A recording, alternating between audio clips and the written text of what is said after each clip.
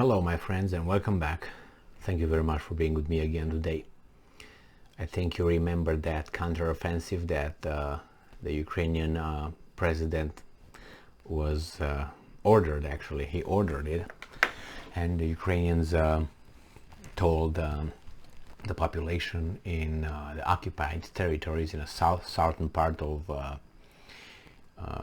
Ukraine, in Kherson area, and to relocate or run away or go in the basement because they're gonna come over and gonna flatten everybody and it's gonna get the Ruskies to Vladivostok and all that. Remember those claims? I'm still waiting for that, still waiting. But since I'm at it, let's talk about the Russian offensive or the Russian preparations. And I posted like 2 or 3 videos already on the Russian strikes and maneuvers, which can be considered a big offensive, but I didn't find the counteroffensive yet. So let's see what's going on here, how the Russians are preparing for their offensive. This article comes from the New Voice of Ukraine from July 13th, 2022. This is the title. Large column of Russian military vehicles drove towards Kherson, where the counteroffensive is about to take place. So the Russians get ready, I guess. That's why you tell them where you're gonna strike, so they can bring everything over there and wait for you. Or you tell them where you're gonna strike and you don't strike there. You're gonna strike somewhere else and you fool the Russians. All right, a large convoy of Russian vehicles went to Kherson, carrying ammo and fuel. Mayor of Melitopol, Ivan Fedorov, reported on July 12th. And I'm quoting, it should be noted that Russian vehicles are also coming from Crimea again, end quote. I thought they were going to kick them out of Crimea. No, they come from, maybe that's the way they kick them out, but they come west instead of going east, said Fedorov on national TV. And I'm quoting, yesterday a large convoy of vehicles drove towards Kherson. Not good, I guess. Not good news. According to him, there were about 40 vehicles transporting fuel and ammunition in the military column. Earlier, Ukrainian Defense Minister Oleksiy Reznikov said in an interview with The Times that Ukraine is gathering up to 1 million troops equipped with Western weapons to liberate the south from Russian invading forces. I'm waiting. Let's get it on. The president and the leadership of Ukraine have repeatedly noted that Ukraine will liberate all the temporarily occupied territories. Good luck to you. God bless you. And let's move on. So, is that counteroffensive going to occur in December or maybe in never? We'll find out. Nevertheless, I don't believe anything will happen over there, just so you know. And if something happens, there's going to be a nothing burger.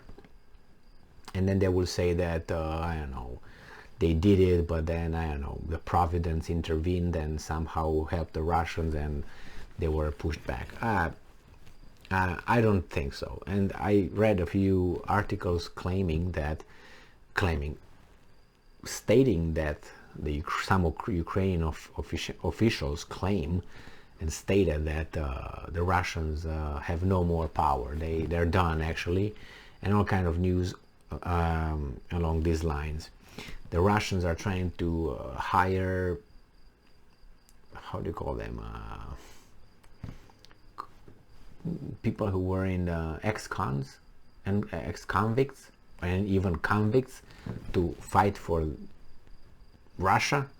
Then another one was that Russians used almost all their firepower capabilities, missiles, rockets, mortars, everything.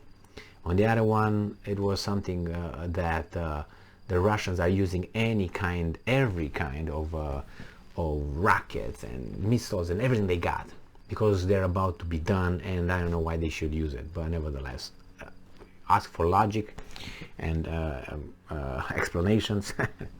They're not going to provide and if they're going to provide one, is just because the Russians are bad and stupid. And you say, okay, take it to bank.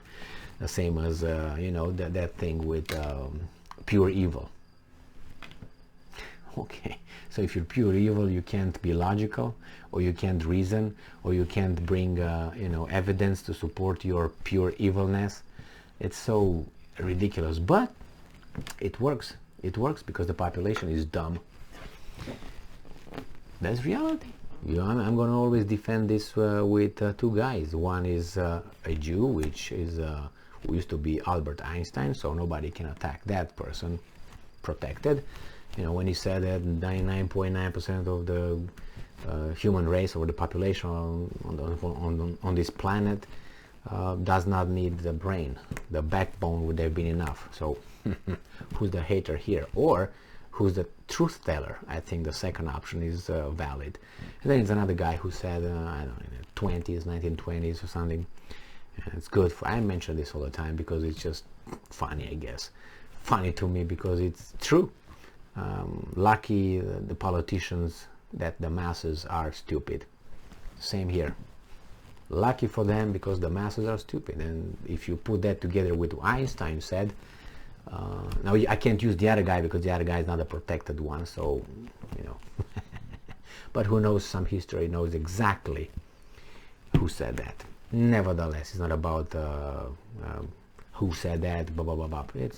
It's that this is the reality. These guys make all kind of claims, and people, it's a very simple technique that I recommend you pay attention. If you didn't, I'm assuming you did. When you watch the news, they move from one piece of news to another segment of news very fast. So they tell you, let's say, about 15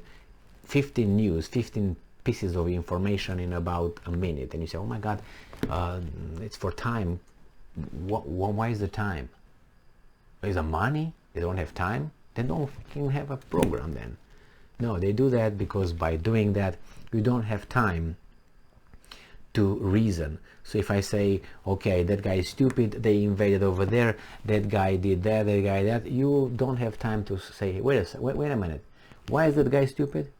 Because you already give you like 3 other news, and your brain tries to keep up with the enumeration of the news, and you get a second one, they invaded there and they're bad. Okay, and then before you start thinking why, or they already give you the answer, you don't have time to reason or think, is it true? Why is it like that?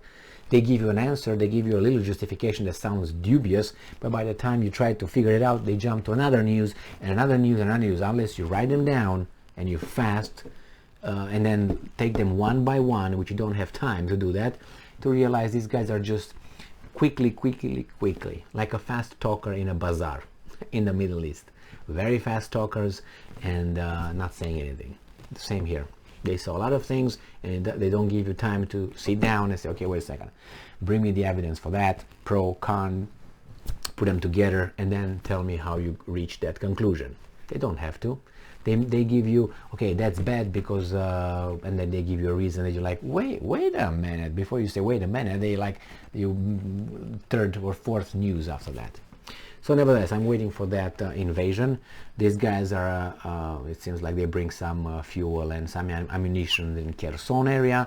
There were some attacks in Kherson perpetrated by the Russians. So I don't know where with the missiles, and about 24 or something in Mykolaiv and Kherson. And I don't see the Ukrainians moving, but maybe they move. I say by December, they still have time, they think. By December, the war is going to be and done. Thank you very much for being with me again today. Stay strong, stay smart, look for the truth, and be just.